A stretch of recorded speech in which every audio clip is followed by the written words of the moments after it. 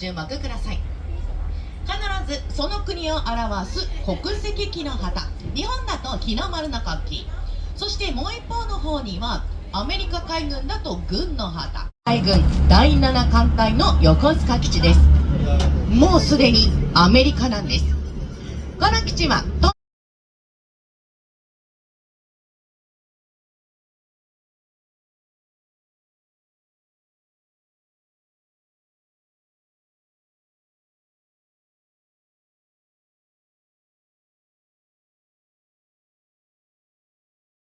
地元では通称ベースと呼んでいる場所。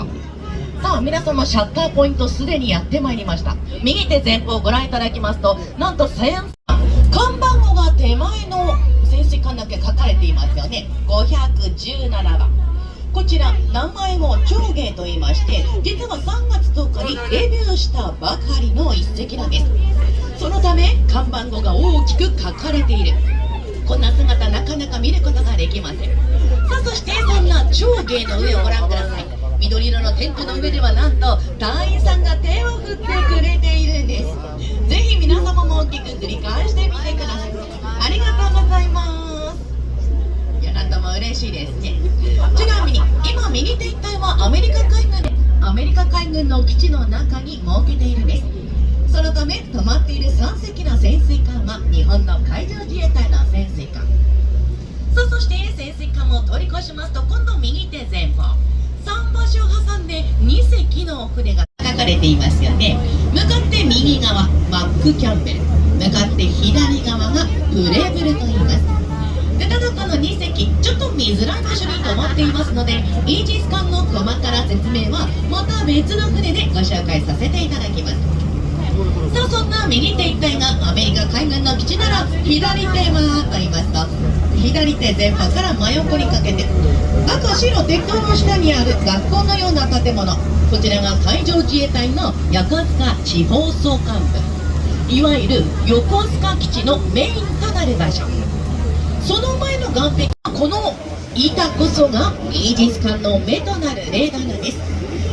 この板状のレーダーを船の4方向に配置することで360度リアルタイムで監視することができる。もしどこかでご覧のための甲羅のような板がついている。さあこのイージス艦はこの紹介したレーダーを使って飛んできたミサイルを撃ち落とすことができる船。例えばいろんな方向から100発ほどのミサイルが飛んできたとしても、船見ても亀の甲羅のような板ついているので、もう皆様ならイージス艦だってお分かりいただけますよね。ただ1隻だけイージス艦じゃない船が止まっているんです。それが右手前方から徐々に見えてきます。右手前方、大きな赤白クレーンが2機ありますが、その前にドドーンと海となっています。お座席ご移動いただいても構いませんが、ぜひお足元には十分ご注意ください。さあこの大きな空母、その大きな船体を生かして戦闘機を全長が333メートル、東京タワーをドドーンと横にした長さと同じ、横幅高さともに約75メートル、その大きな船体を生かして戦闘機は約80機も乗せることができるんです。戦闘機だけで80機となりますので、もちろん乗っている軍人さんの数もとっても多いで、だいたい300名の乗組員に対し、ジョージ・ワシントンの乗組員はと言いますと、その数およそ5000人以上なんです。まさに桁が揃っているんです。中でも一番驚いてしまうのは、私も大好きな民間企業でもあるスターバックスコーヒーのジョージ・ワシントン店として船の中に設備されているというから驚きですよね。さあ今ジョージ・ワシントンの目の前を通過していますが、船の真正面からお写真撮れるのもお写真をお撮りくださいと言いたいところなんですが、そろそろ時間の関係もありますので、とも言われている潜水艦は世界共通して秘密のベールに包まれている乗り物。そのため潜水艦だけどこを探しても看板語や名前、海の掃除をするリーダー、いわゆる爆弾処分船のリーダーを務めているのが奥に止まっている浦賀。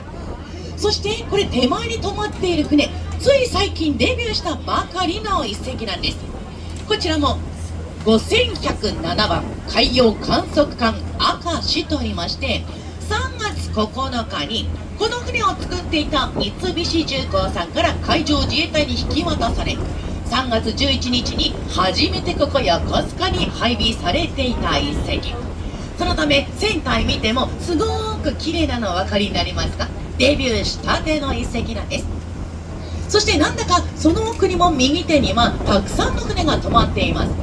大きな船と小さな船、こちらが平戸、向かって左側が淡路。見た目だけでは分かりませんが、実はこの平戸と淡路、プラスチックでできているプラスチック船なんです。意外ですよね。そしてこの後この船ぐるっと U ターンしますので、もう一隻プラスチック船が左手前方からご覧いただけます。605番父島と言います。で、なぜこの3隻プラスチックでできている船かと言いますと、実はこの船のお仕事が海の中の爆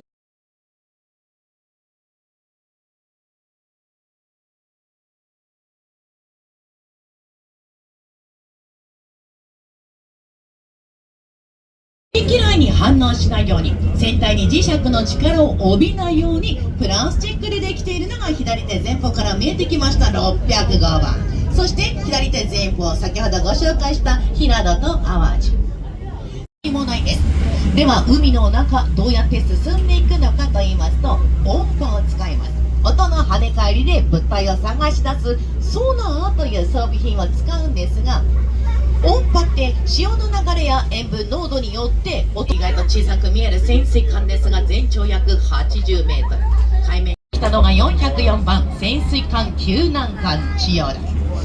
で、この千代田なんですが、潜水艦が何らかのトラブルで浮上できなくなってしまった時、この千代田に搭載されている深海救難艇と言われる写真を撮っていただくとかっこいい写真になること間違いなしです。これ404番千代田の今目の前を通過します。そして後ろに潜水艦も映ってますね。これかなりかっこいいですよ。さあ、そしてこの404番千代田、番号をご覧ください。白い文字に黒い影をつけてはっきりとくっきりと書かれていますよね。これちょっと前まで全ての艦船このようにはっきりとくっきりと書かれていたんです。で、これは視界が悪い中でもはっきりと分かりやすいようにということでこのように書かれていました。ただ現在主要な艦船というのは文字が薄くなっていたのお分かりになりました。2色で塗られた船が見えてくるんです。ちょうど岸壁の向こう側、上が白下がグレー、91番特務艇橋立。この船は海外から来た VIP のお客様のおもてなしをする迎賓船。ちょっと見た目だけではわからないんですが、船の中には写真スポットがあったり、螺旋階の全ての船が第一線で国を守るための護衛艦なんです。この国を守るための護衛艦、働きをするレーダーなんです。ただ116番についている四角形のレーダーは日本が独自で開発したレーダーとなっていますので、116番はイージス艦とは言わず別名和製イージスとも言われている一隻。110番高波。この高波、一言で言うと平成世代の護衛艦。そしてその平成世代の護衛艦と見比べていただきたいのが右手前方。よーく見るとマストが2本ある150が比較して見ることができないです。私最初見た時全ての船が全部同じに見えていたんですが、こうやって一回一回見ていくとちょっと違うなというのもお分かりいただけますでしょうか。そしてそんな154番天霧の隣に止まったイージス艦でありながら護衛艦の179番前。今右手に止まっている全部の船は第一線で国や仲間の船を守り、海の上からでも海の中からでもどこからでも守れるように大砲、ミサイル、魚雷、そういった装備品を搭載している船なんです。こうやって見比べてみますと全然違いますよね。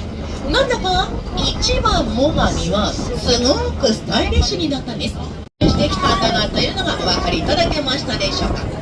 さあということで最後にもう一つの重要なお知らせがございます。皆様まだスマートフォンお持ちでしたらしまわないでください。というのも皆様お手ご乗船のお客様は、シートとテーブルの上に枕の手をお持ちください。